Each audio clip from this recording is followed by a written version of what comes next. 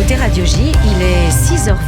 L'histoire des Juifs de France, c'est tous les jours sur Radio J en compagnie de Christophe Dard. Et pour ce nouvel épisode, nous allons parler télévision avec une femme qui a eu un gros succès dans les années 60, à une période où le petit écran était encore très masculin. Il s'agit de Denise Glaser. Productrice, animatrice, Denise Glaser est surtout célèbre pour son émission Discorama, diffusée chaque dimanche à l'heure du déjeuner. Ce programme propose pendant près de 15 ans des entretiens de personnalités de la chanson comme Barbara ou Serge Gainsbourg dans une ambiance intime et qui se prête aux confidences. Alors Christophe, avant de parler de cette émission mythique de la télé française, parlons d'abord de la jeunesse de Denise Glaser. Elle naît dans le nord de la France en 1920. Et plus précisément à Arras. On est dans le Pas-de-Calais, ville fortifiée par Vauban sous le règne de Louis XIV à la fin du XVIIe siècle. C'est l'occasion d'ailleurs de parler ici des Juifs du Nord et du Pas-de-Calais, alors qu'il n'y avait que quelques familles isolées. C'est la guerre de 1870 qui voit l'arrivée dans la région de nombreux Juifs venus d'Alsace-Moselle qui quittent cette partie du pays annexée par l'Allemagne après la défaite de la France et qui veulent rester français. Parallèlement, à partir de la fin du XIXe siècle et surtout dans l'entre-deux-guerres, des émigrés venus d'Europe de l'Est et fuyant les pogroms de l'emprise russe s'établissent dans les villes du nord de la France pour y exercer des activités commerciales. Et c'est une immigration essentiellement polonaise qui va se concentrer surtout à Lens et dans le bassin minier.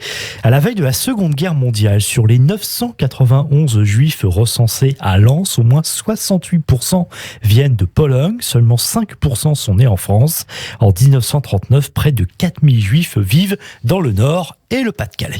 Et c'est dans une famille aisée de commerçants d'ascendance alsacienne que grandit la petite Denise Glaser. Ses parents tiennent un magasin de nouveautés, comme on disait dans ce temps-là, à la Maison Bleue, l'une des enseignes les plus courues d'Arras. Sa mère, Yvonne Stein, est la fille des créateurs du magasin spécialisé dans les confections pour dames, fillettes et enfants, lingerie, corsets, ganterie, chemiserie, bonnetterie, rideaux, couvertures, fourrure. Son père, Roger Glaser, lui, a été un héros de la Première Guerre mondiale et grièvement blessé. Il avait reçu la croix de guerre à la fin du conflit. Quant au grand-père de Denise Glaser, c'est un tailleur venu de Russie qui s'était installé à Paris dans les premières années de la Troisième République et avait épousé la fille d'un ministre officiant israélite de Clermont-Ferrand. Après l'invasion de la France par les troupes allemandes en mai 1940, les deux départements du Nord et du Pas-de-Calais sont séparés de la France et rattachés au commandement militaire de Bruxelles avant même la signature de l'armistice avec l'Allemagne nazie. Ah oui, c'est la particularité effectivement du Nord et du Pas-de-Calais à cette période. Les parents de Denise qui voient leur magasin confisqué dans le cadre de ce que l'on appelle l'arianisation économique. L'enseigne devient le siège de l'office allemand qui gère le service du travail obligatoire, le STO. Alors la famille se réfugie à Clermont-Ferrand, puisqu'on l'a compris, il y avait de la famille présente sur place et quitte du même coup la région du Nord-Pas-de-Calais dans laquelle se déroule une rafle malheureusement méconnue, la rafle du 11 septembre 1942 qui se déroule la veille de Rosh Hashanah. Ce jour-là, 513 juifs, pour la plupart venus des pays de l'Est dans l'entre-deux-guerres, sont arrêtés, regroupés et envoyés à Auschwitz-Birkenau via le camp de Malines en Belgique. À Clermont-Ferrand, Denise, qui a abandonné ses études de piano, étudie la philosophie et rejoint un réseau de résistance communiste, le mouvement national contre le racisme. Et elle fait la rencontre d'un couple d'enseignants résistants qui la présenteront plus tard à un homme puissant au sein de l'Office de radiodiffusion télévision française, Frédéric Rossif, documentariste et réalisateur. Il participera notamment à la fin des années 50 à la création de l'émission 5 colonnes à la une. En 1943, Denise Glaser se cache dans un asile psychiatrique perdu au milieu des montagnes en Lozère, l'hôpital de Saint-Alban sur Limagnole, où de nombreux juifs trouvent refuge d'ailleurs, et des résistants comme le poète Paul Éluard. Et après la guerre, Denise Glaser, qui a désormais 25 ans, décide de ne pas reprendre l'affaire familiale. Ce n'est donc pas dans le commerce qu'elle va s'orienter, et du même coup, grâce aux personnes personne qu'elle avait rencontrée pendant la guerre dans les réseaux de résistance. Elle devient journaliste et travaille en presse écrite, puis aussi à la radio déjà. Elle apprend le métier d'illustratrice sonore et elle est même chargée de l'habillage musical du journal télévisé de Pierre Sabag. C'est lui qui a inventé et présenté la première édition. C'était le 29 juin 1949. Et on se souvient bien de ces images en noir et blanc, Christophe. Et Denise Glaser rencontre alors des personnalités qui compteront dans sa future carrière à la télévision. On peut citer l'écrivain, chanteur et musicien Boris Vian. Oui, ou bien encore le directeur artistique et producteur musical Jacques Canetti, le fameux découvreur de talent, fondateur de la salle des Trois Baudets à Paris, où ont débuté entre autres sur scène Georges Brassens, Jacques Brel, Juliette Gréco et Serge Gainsbourg, des artistes d'ailleurs qu'apprécie Denise Glaser. Dans ces années, elle a le projet de créer à la télévision une émission sur l'actualité du disque, de la musique et de la culture. Ah ouais, car à ce moment-là, le petit écran est encore rare dans les foyers français. Même si le nombre de téléviseurs augmente, on en compte moins d'1 million à la fin des années 50, soit à peine 10% de la population qui en a un. Et puis vous savez, ce sont ces gros postes qui coûtent très cher. C'est près de 7 mois le salaire d'un ouvrier de l'époque, donc ce n'est pas rien. Et puis bon, évidemment, quand on se souvient un peu ou qu'on a vu comment ça se passait, c'est un peu la préhistoire par rapport à aujourd'hui, avec une seule chaîne en noir et blanc et 12 heures de programme par semaine.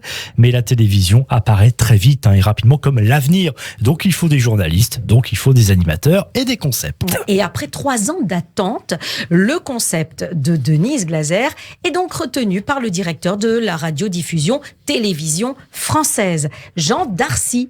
Le premier numéro de Discorama est diffusé sur la RTF le 4 février 1959. L'émission est diffusée le dimanche à l'heure du déjeuner. Oui, aux alentours de 12h30. Alors il y a de la musique principalement, mais aussi des sujets et des invités sur les beaux-arts, la mode, il y a la littérature, le cinéma. Et en tant que productrice, Denise Glaser fait venir sur le plateau par exemple Barbara, qui n'est pas encore connue du grand public et qui d'ailleurs chante encore dans les cabarets et interprète des reprises de Brel et de Brassens. Et puis elle fait également découvrir par ce biais-là et auprès du grand public un certain Serge Gainsbourg, lui aussi très peu connu à ce moment-là, puisque à la date où est diffusé le premier numéro de Discorama, Serge Gainsbourg vient tout juste de sortir quelques semaines plus tôt un premier album, Du chant à la une, succès critique mais échec public. C'est sur ce fameux album notamment qu'il y a le fameux Poinçonneur des Lilas. Ah, d'accord.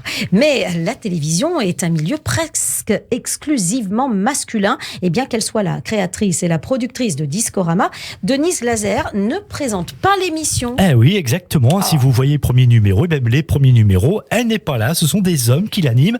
Alors d'abord le comédien Jean de Sailly, puis Pierre Tchernia, l'un des fondateurs de la télé en France, et puis aussi le tandem de comédiens Jean-Pierre Darras et Philippe Noiret. Et c'est d'ailleurs avec ce duo que pour la première fois en avril 1961, Denise Glaser fait une apparition dans son émission. Et il faut attendre 1963, Christophe, pour que Denise Glaser anime enfin Discorama. Au début, elle doit rester 2 mois à la présentation. Elle va y rester 12 ans. L'émission est tournée au siège de l'ORTF, vous savez, la fameuse rue Cognac-Jay. Et le concept est recentré sur la musique et les interviews d'un artiste chaque semaine. Le décor est dépouillé, un fond blanc, 2 chaises pour le face-à-face entre Denise Glaser et son invité, souvent filmés tous les deux en gros plan. On les voit, on voit vraiment que leur visage et un générique sur l'air de la chanson traditionnelle J'ai du bon tabac dans ma tabatière, chanson donc qui sert de générique pour ouvrir l'émission.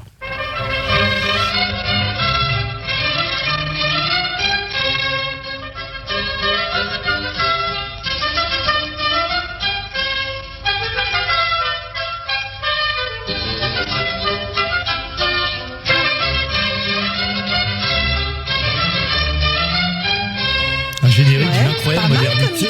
Oui, ça me fait penser à la musique qu'on entend à la fin dans les Louis à cuisse. Ah oui, un petit peu, absolument. C'était l'époque. Oui, c'était le début des années 60. Puis on se souvient aussi des questions de Denise Glaser qui étaient très longues. Effectivement, les silences. Ça, on en parlera, exactement. Merci Christophe pour la première partie du portrait de cette animatrice et productrice qui a marqué l'histoire de la télévision. Et la suite, ce sera au prochain numéro de l'histoire des Juifs de France sur Radio J, autrement dit demain.